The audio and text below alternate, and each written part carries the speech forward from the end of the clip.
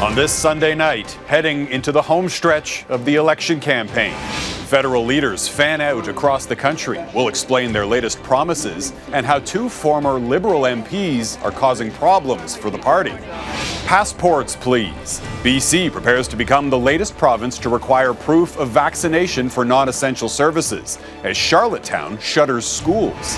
Education segregation. The Taliban reveals its plans for women in the classroom.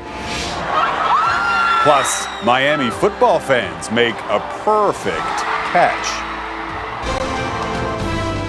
Global National with Robin Gill.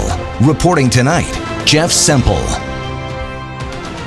Good evening and thank you for joining us. We are now heading into the final week of the election campaign. Leaders of the three main federal parties fanned out across the country today, from Quebec to BC, making one final push to shore up support ahead of September the 20th. Recent opinion polls are predicting an extremely close race, certainly not the outcome Justin Trudeau was counting on when he called the early election. And today, a former member of Trudeau's team announced that for the first time in her life, she's voting Conservative. Abigail Bimman is traveling with the Liberal campaign and brings us the details. Abigail.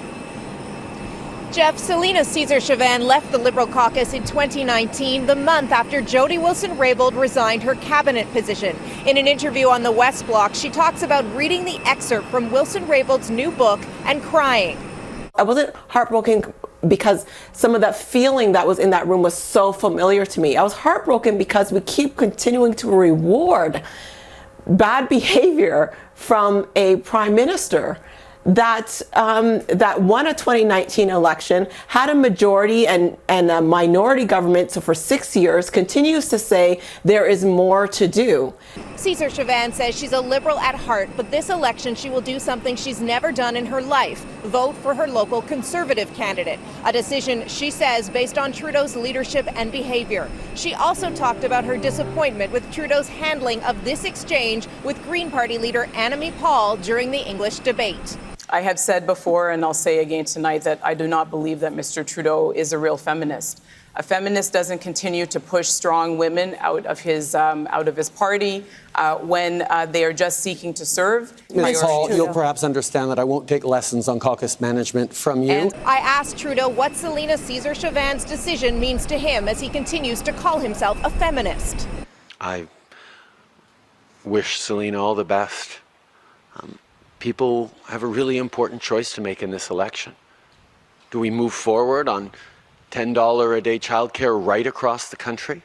And on the question of the SNC-Lavalin affair thrust back into the spotlight with the release of Wilson-Raybould's new book, Sunday, Trudeau said he has never been contacted by the RCMP about the issue. Jeff?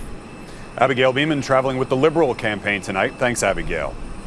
Conservative leader Erin O'Toole was in Vancouver today, announcing commitments to improve bereavement benefits for parents who lose a child. As our chief political correspondent David Akin reports, it's part of a broader effort to appeal to female voters.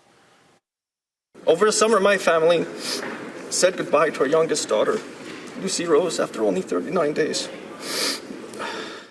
It was the sad experience of Conservative MP Tom Kimmich and Liberal MP Sean Fraser, who also lost an infant daughter in 2019, that prompted a parliamentary committee to recommend changes to parental bereavement leave benefits.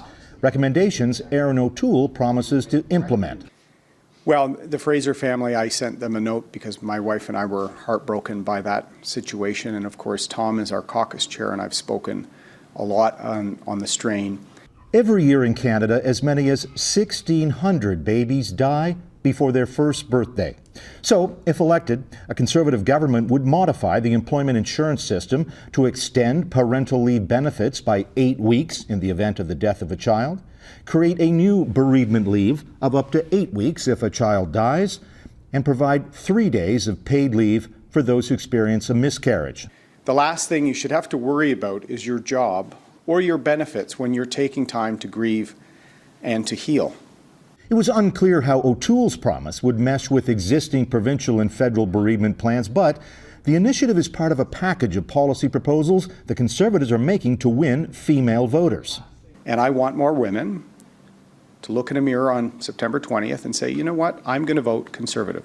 When Stephen Harper won his majority in 2011, the party did well with women. But ever since then, the party has struggled to connect with women the way that Liberals and New Democrats have. So doing better on that demographic score will be critical to Conservative success next week at the polls. Jeff.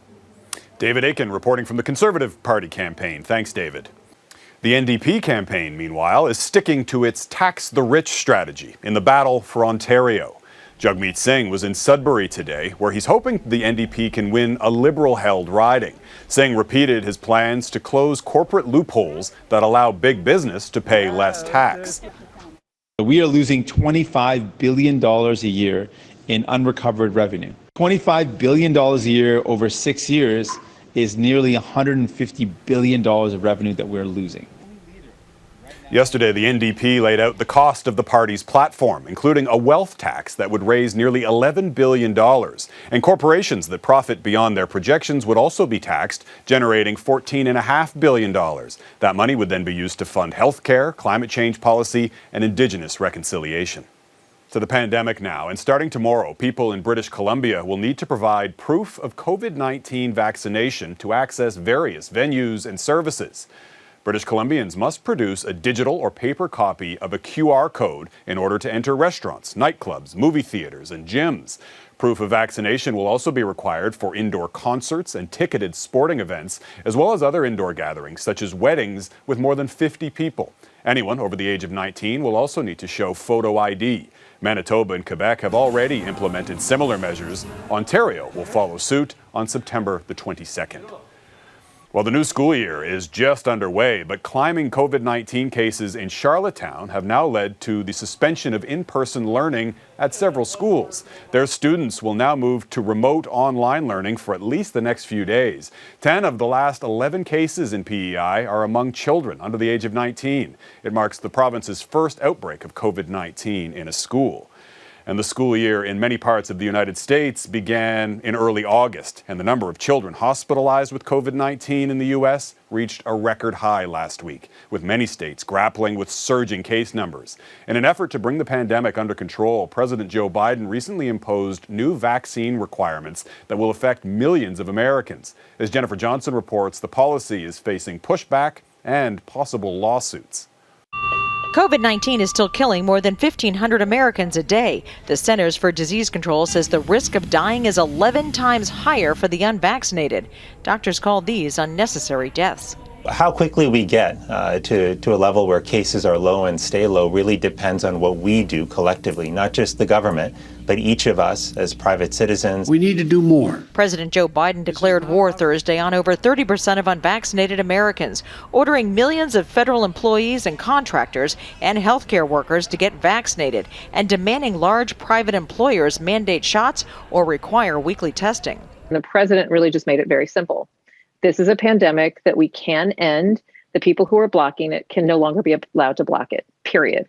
Already some Republicans are pushing back, saying the president has overstepped his powers, which will lead to more vaccine resistance. This is an unprecedented assumption of federal mandate authority that really disrupts and divides the country. This is something that every state has to make decisions on. Many parts of the country are still locked in battles over mask and vaccine mandates. The item passes. Los Angeles schools are now requiring COVID-19 vaccines for students 12 and over, but some experts say expected legal challenges will likely fail since there are already laws mandating other vaccines for school children.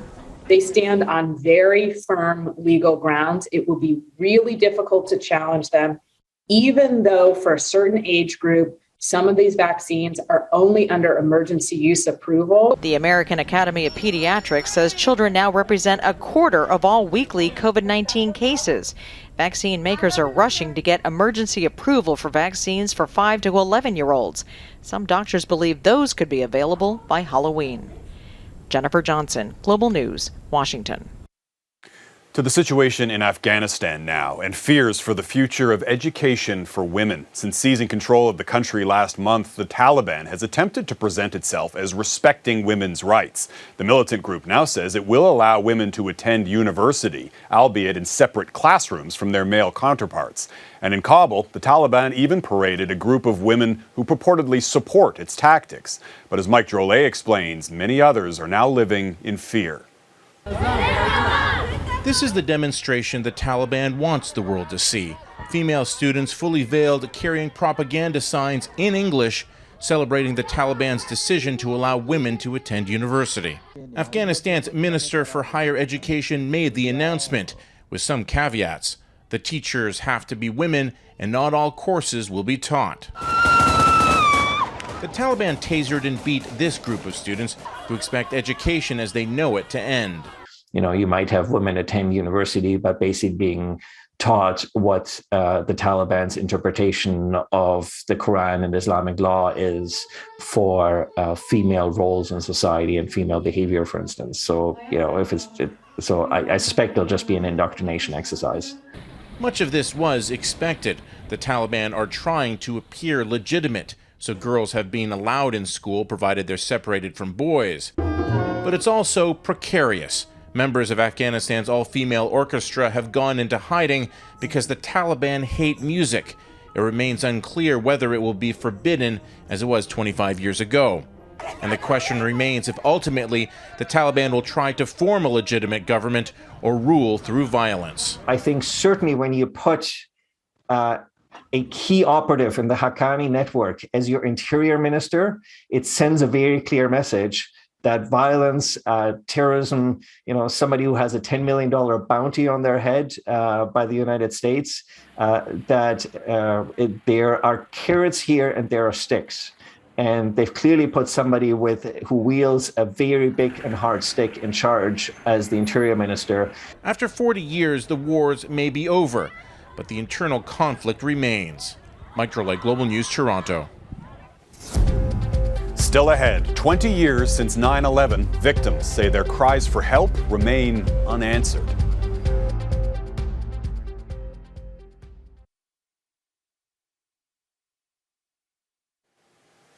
Commemorations were held around the world this weekend to mark a somber milestone. 2 decades since 9/11, and in recent years, terrorism has hit even closer to home.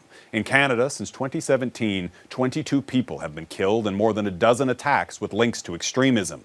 But despite that growing number of victims, critics say the government's response is uncoordinated and inadequate. So I really want to share this with you. Maureen Baznicki carries memories of her husband Ken, including this photograph. This is the missing persons. Distributed to people in New York City in the days after September 11th, 2001. 20 years later, most days it seems like yesterday for me. Ken was on the 106th floor of the World Trade Center when 2 planes crashed into the Twin Towers. One of 24 Canadians killed. This calling card, his only belonging, recovered from the rubble. And so when the NYPD said they had his calling card, it's just such a wonderful feeling for me. It's Ken in his own way saying, honey, I'm home.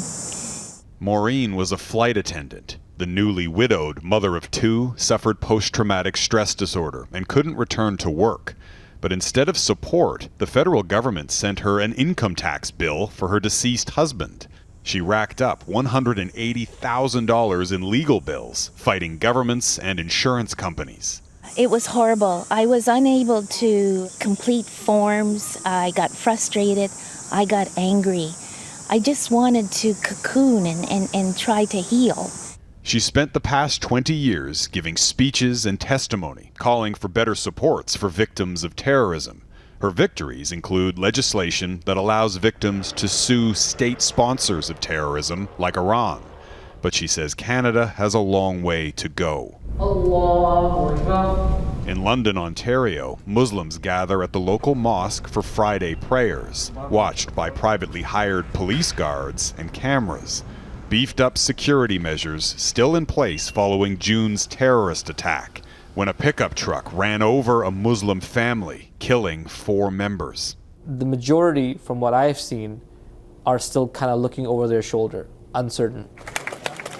In the aftermath, political leaders of all stripes came to pay their respects. We appreciate their presence at the vigil, but at the same time, it can't just be another thing that we spoke about once and now it's in the rearview mirror. The Imam says they've received no financial help from any level of government to deal with the aftermath. His mosque is now spending nearly $10,000 a month on security and overwhelmed by the demand for mental health supports. These people are already at capacity, so we need funding to expand their services so people have a place where they can just go and talk to a therapist, talk to a counselor. 20 years since Maureen first cried out for better supports for victims of terrorism, those calls remain unanswered. Still ahead, 9/11 and Gen Z, how that tragic day has touched the lives of some who weren't even born yet.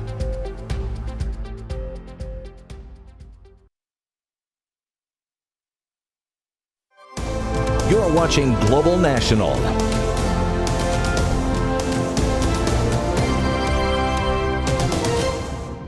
Welcome back. Most of us remember where we were and what we were doing 20 years ago when the news broke of a terrorist attack in New York City, except, of course, for the younger generation. But even those born after 9/11 or too young to remember say that day left an indelible mark. Ann Gaviola explains, and a warning, this story contains disturbing imagery. September 11, 2001 was a turning point in historian Michael Petrou's life. As a journalist, he was in Afghanistan covering the fallout of the attacks embedded with Northern Alliance troops. You're in trenches and the Taliban were a few hundred meters away, and the Northern Alliance and the Taliban would shoot back and forth and trash talk each other on their radios. But those events resonate differently with people under the age of 25. Many weren't alive when 9/11 happened. I probably heard about it in the context of like restrictions and the ways that like life has changed after, and the ways that we move and we travel. Now, they may have learned about 9/11 secondhand, but they've also learned about terrorism firsthand. I feel like it was the first terrorist attack I've seen, and I've continued to see more even growing up, especially with like the Manchester bombings that happened at the Ariana Grande concert, the Paris attacks. Some suffered personal attacks based on ignorance. Hearing comments like, oh, are you related to Osama bin Laden? Like, oh, like Muslims are terrorists and all of those, because that's what had shaped a lot of people's perception of Islam. So hearing like the racist comments and like the Islamophobia and all of that, that definitely stuck with me for a long time. The consequences of actions taken by political leaders as a result of 9/11 continue to resonate today. With everyone else, young people have watched the recent withdrawal of Western troops from Afghanistan. The two feelings that I have the most are just anger and anguish. The whole reason that people justified the war was that it was going to stop terrorism. It was going to stop impunity. It was going to stop the way that organizations like the Taliban just take out their ideology against women and ethnic and religious minorities. And trying to make sense of those events and criticize the actions of people during those events without that sort of background music of shock and horror and anger and trauma and revenge seeking. Each generation processing the events of 9/11 in their own way. Ann Gaviola, Global News, Toronto. Stares that care. Up next, how these robotic gazes can help protect our most vulnerable.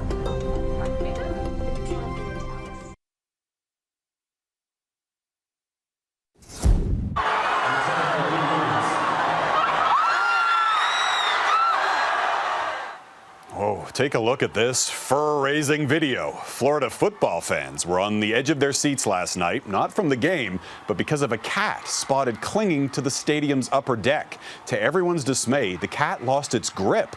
Now, fortunately, fans below broke the feline's fall using an American flag. It bounced off unscathed and was whisked away by security, with all of its 9 lives still intact. As our population ages, caregivers are looking for new and innovative ways to provide much-needed support. Even something as simple as a loving gaze can have a significant emotional impact. Well, now some researchers in Europe have come up with a novel solution. As Redmond Shannon reports, they're sending robots to the rescue. Disturbing, isn't it? The uncanny valley, it's called. It's the phenomenon where we find something that looks almost but not quite human, unsettling. This is like, you see how awkward my first dates are. It's a robot. It isn't an issue with robots like iCub at the Italian Institute of Technology. However, researchers there wanted to know if its cartoon-like features could still be arresting. Gaze is an extremely important social signal that we employ on a day-to-day basis. Scientists asked volunteers to play a video game of chicken against the robot. You know the one, decide to drive straight or swerve at the last minute. Sometimes the robot gazed at the human beforehand. Sometimes it didn't. What we have found is that, in fact, the gaze of the robot, the mutual gaze of the robot, affected decisions by delaying them. So humans were much slower in making the decisions in the game. In other words, psych. So our results show that actually the human brain processes the robot gaze as a social signal, and that signal has an impact on the way we're making decisions. It could be an important finding because of many countries' aging demographics and the impending shortage of care workers. Think of, for example, a robot that assists an elderly person in reminding the person to take their medication. If a robot displays social behaviors, it might be that the elderly person will be more likely to follow the advice of the robot. For now, a robot will always be a poor substitute for a human caregiver, but for many smaller tasks, that vital sense of connection could make a difference. Just ask the eerie Sophia. I can help communicate, give therapy, and provide social stimulation. Researchers say it will also be important to learn the downsides of a robotic gaze so that robots don't distract humans when we really need to concentrate. Redmond Shannon, Global News. And that is Global National for this Sunday night. I'm Jeff Semple. Tonight's Your Canada is the sunset over the Fraser River in New Westminster, British Columbia. Thanks for watching. Farah Nasser will be at the anchor desk with you tomorrow. Have a great night.